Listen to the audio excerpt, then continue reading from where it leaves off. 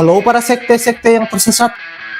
Hari ini kita akan melanjutkan kembali perjalanan dari kisah drakor yang berjudul Death Game. Tak usah berbasa-basi lagi, siapkan bantal musikan rebahan, tarik kelas selimut Anda. And now is nobar, dan inilah Death Game.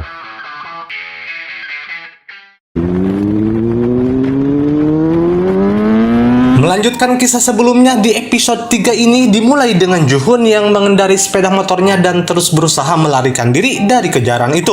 Sampailah pada akhirnya ia dikepung saat berada di lantai atas. Tak mau menyerah, Juhun menerobos pagar dan terjun ke bawah dengan sepeda motornya. Ia terjun berada tepat di kolam renang yang membuatnya tetap selamat. Merasa telah berhasil menghindari kematian, Juhun segera pergi meninggalkan tempat itu. Ia menuju tempat di mana seorang wanita menunggunya. Wanita itu langsung memeluk Juhun. Oleh karena itu, Yi-jae mengira pasti wanita itu mencintai Juhun. Tapi sebaliknya, setelah memeluk Juhun, wanita itu langsung menembak tepat di kepalanya. Hingga pada akhirnya Juhun mati seketika. Death menjelaskan kalau wanita itu membunuhnya karena uang, sama seperti Yi-jae yang bunuh diri karena uang. Yi-jae menyeringai berpikir kalau dia akan menemukan uang itu lalu akan kabur dari hukumannya ini. Death berkata, jika setelah ini apakah Yi-jae masih bisa menyeringai, dan Death langsung menembak Yi-jae. Terbangun dan berada di dalam penjara membuat Yi-jae merasa kesal dengan kondisinya. Ia tidak bisa segera mengambil uang yang disembunyikannya saat berada di tubuh sebelumnya. Setelah terbangun, seorang petugas mendatangi Yi-jae. Petugas itu membukakan pintu dan mengantar Yi-jae kembali ke selnya bersama tahanan lainnya. Yi-jae takut karena belum mengingat tentang kisah kehidupan apa yang ada di tubuhnya saat ini. Masuk ke dalam sel, tahanan lainnya memperlakukan Yi-jae sebagai teman. Tapi seorang tahanan lain juga masuk yang sangat ditakuti karena sebagai psikopat. Yi-jae kaget ternyata tahanan itu adalah Jin-sang pembuli saat ia berada di tubuh seorang anak SMA. Jin-sang berperilaku layaknya psikopat yang membuat tahanan lain takut kepadanya. Yi-jae yang tahu perbuatan Jin-sang tentu saja tak takut kepadanya.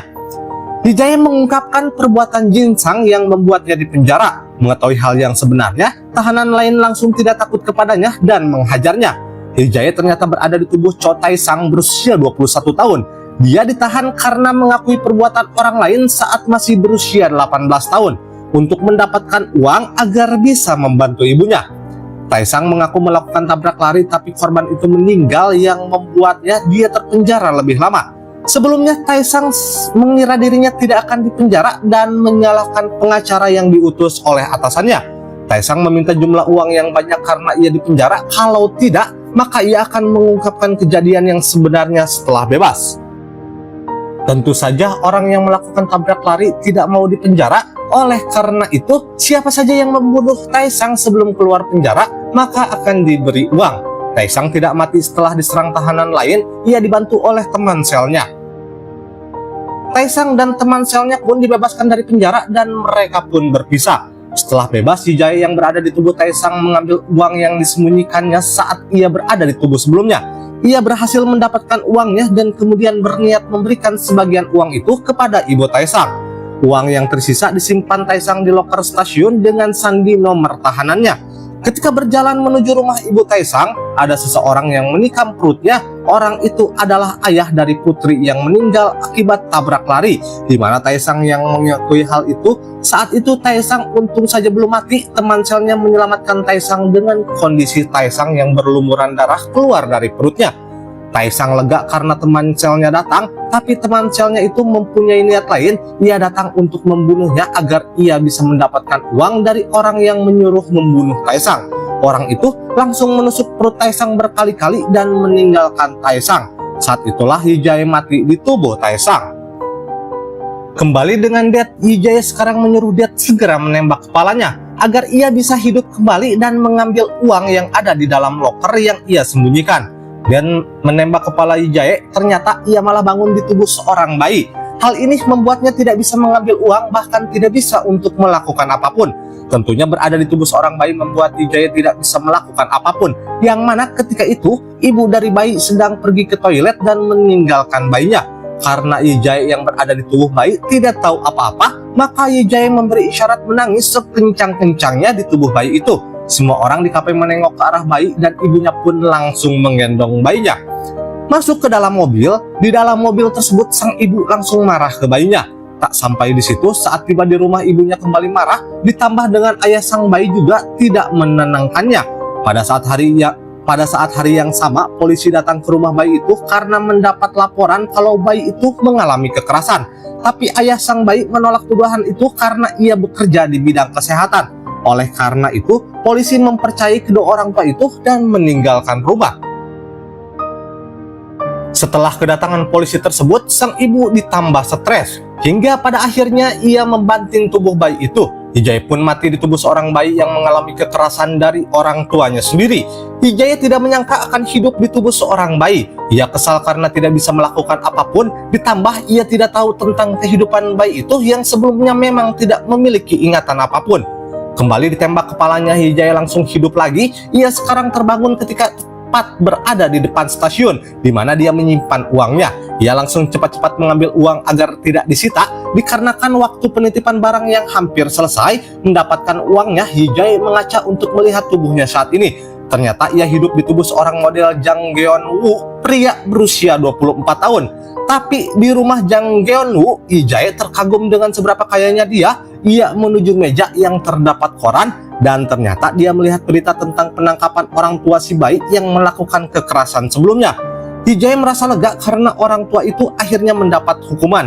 Diajak temannya untuk datang ke sebuah pesta, Geon-woo langsung bergegas pergi ke sana. Saat berada di klub, Geon-woo minum sampai mabuk. Saat itu juga CEO perusahaan Taikang datang ke klub yang sama. CEO Taikang menemui Geon-woo yang mabuk sehingga mereka berdua tidak berbicara lebih panjang.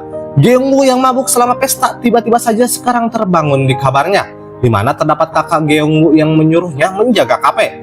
Ketika bekerja di kafe, seorang perempuan datang dan ternyata perempuan itu adalah Lee Jisoo, pacar Hijai sendiri. Melihat Jisoo membuat Hijai yang berada di tubuh Geon-woo kaget. Ia terus memandangi Jisoo karena rasa rindunya kepada Jisoo. Hijai teringat kenangannya dengan Jisoo dan membuatnya mencari tahu keadaan Jisoo saat ini. Hijai membaca buku yang ditulis Jisoo dan Jisoo ternyata pernah memenangkan sebuah kontes. Membaca berita itu, Hijai langsung merasa bersalah karena amplop yang diberikan kepadanya sebelum dia bunuh diri merupakan amplop hadiah kontes itu. Hijai juga menyadari kalau orang yang mengantar Jisoo hari itu ternyata adalah kakaknya Jisoo sendiri. Karena merasa bersalah, Hijai mencoba mendekati Jisoo dengan tubuhnya saat ini. Dengan dalih ia adalah fans Jisoo. Hijai yang berada di tubuh Geon-woo menceritakan sebuah kisah orang yang kembali hidup lagi di tubuh yang berbeda untuk menjalani hukuman. Jisoo juga menerima saran cerita tersebut, mendengarkan kisah yang diceritakan Geon-woo. Karena hal itu, Hijai yang berada di tubuh Geon-woo semakin dekat dengan Jisoo. Saat di tubuh Geon-woo juga, Hijai kembali bertemu dengan ibunya walaupun ia tidak bisa mendekati ibunya. Tapi Hijai memberi uang kepada ibunya yang ditinggalkan di dalam rumah. Hijai pernah bermimpi kalau ia mati setelah mengantarkan Jisoo pulang. Ia semakin cemas ketika ia mati, maka ia mungkin tidak pernah di posisi ini lagi. Oleh karena itu, Hijai yang di tubuh Geon-woo mencoba menceritakan kepada Jisoo tentang siapa dia sebenarnya. Tapi saat Hijai ingin menceritakan itu semua, tiba-tiba saja ada mobil yang melaju ke arahnya hingga menabrak Geon-woo dan Jisoo bersamaan. Geon-woo yang belum mati sempat melihat orang yang menaiki mobil itu. Ternyata dia adalah CEO Taikang, Kim Ji-hoon. Sebelum mati, Hijai mengingat satu hal yang sama selama ia hidup kembali, yaitu ada keterlibatan Kim Ji-hoon dengan semua kematiannya itu. Terbangun setelah kematian, Hijai merasa sangat kesal dan akan membunuh Kim Ji-hoon jika ia hidup kembali. Hijai juga marah kepada Dad. Ia menodongkan pistol ke arah Dad dan akan menembaknya agar Dad merasakan apa yang ia rasakan saat ini. Dan episode 4 pun berakhir. Next guys, penasaran dengan episode selanjutnya? Nantikan saja di Nova.